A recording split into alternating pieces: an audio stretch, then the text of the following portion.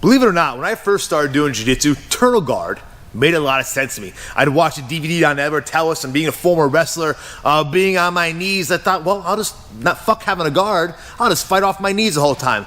Well, originally that doesn't work out too well, but what I had developed along the way was some simple escapes and concepts I use to get out of that turtle guard position to turn it into something more advantageous. So let's take a look at those techniques. I got 4 of them coming up your way on the Flow of Combat.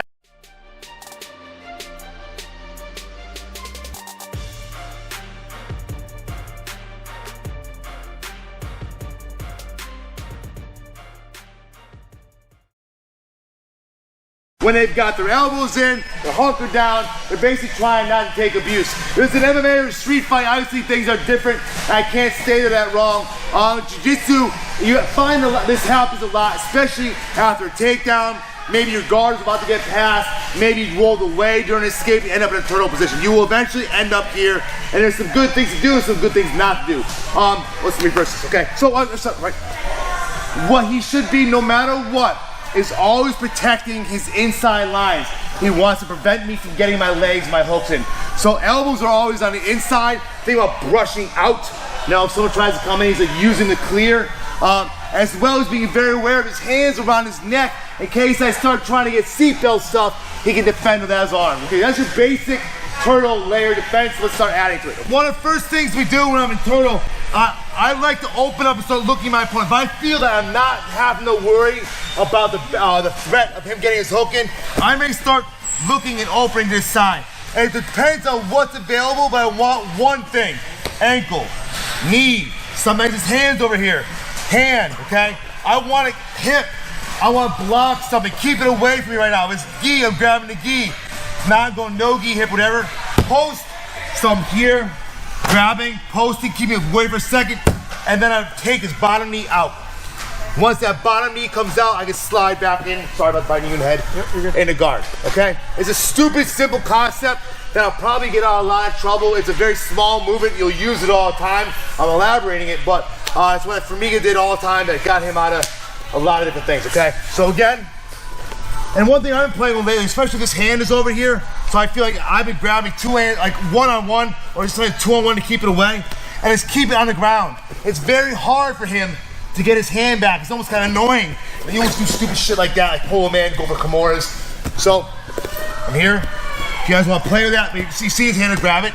Now it's easy to work off of. Slide back to my guard, get back to my feet, whatever you want to do. Let's start off with that basic one. All you're really doing, seeing where your opponent is, protect yourself, opening his knee out, sliding in the guard, or getting a tackle stand up. Some of turtle escapes or counters need to happen fairly quickly.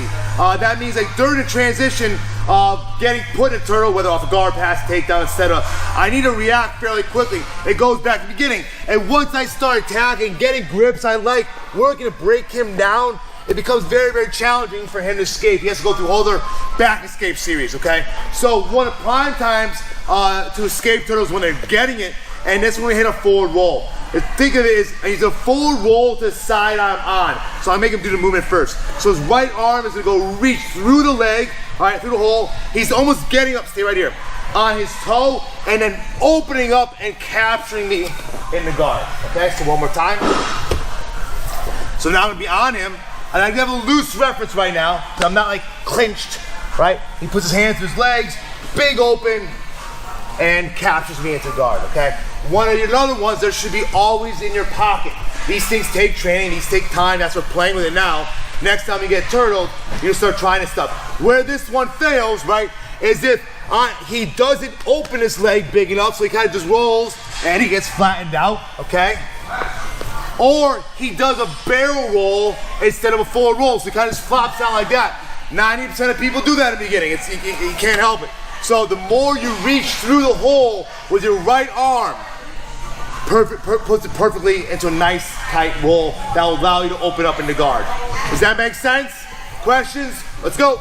And we're gonna basically do a roll, another roll, but we're gonna use a trappist arm. Some guys are very good at trapping at the elbow level. When you trap at the elbow level, you'll simply do a forward roll, you end up on top, and you're great. Right? I have a very hard time trapping at the elbow level. I want you guys to still try it. because I feel like the elbow is so far away. What I do try to connect to is the wrist, whether even I hold it or even better, I like feeling like I get it in. If I feel like I get his wrist, like I can get the divot of my elbow and hook onto his wrist, I feel pretty good with this, okay? So it's a little different feel now. I'm gonna go back to my forward roll, but I'm trying to lay on his arm, all right? Now I'm gonna take my left elbow, put in his hip, walk my hips over, and spin on top. It's a little different variation than the forward roll one. It works out for me better. I feel like I'm a rolling pin on his arm. Like I won't get it, come over here again. Once I get the trap of his wrist, I get my leg down and lay on it. My ass comes high, and I'm just trying to roll my whole body onto the arm, let my elbow lead the way. And I'm just a little bit of a fat bastard. Then spin on top. Cool? Questions? Let's go. Old school will be like kind of similar thing. You kind of get over here, reach back. But I've had a problem with that too. So now I have a hard time with flexibility, so I go to a forward roll, almost to the opposite side. But as I do that, my left hand will come to the wrist. Boom. And now I get my ass high again, get my Kimura grip, I crash down my leg. I'm trying to get between his legs, all right? I crash down a leg, between his legs, hip out, and finish. So it's almost like I'm rolling the other way. I'm here, I'm turtled. I look, grab the hand, now I'm gonna hit a forward roll again. Now you know, try to get a leg high, capture that elbow down, even better.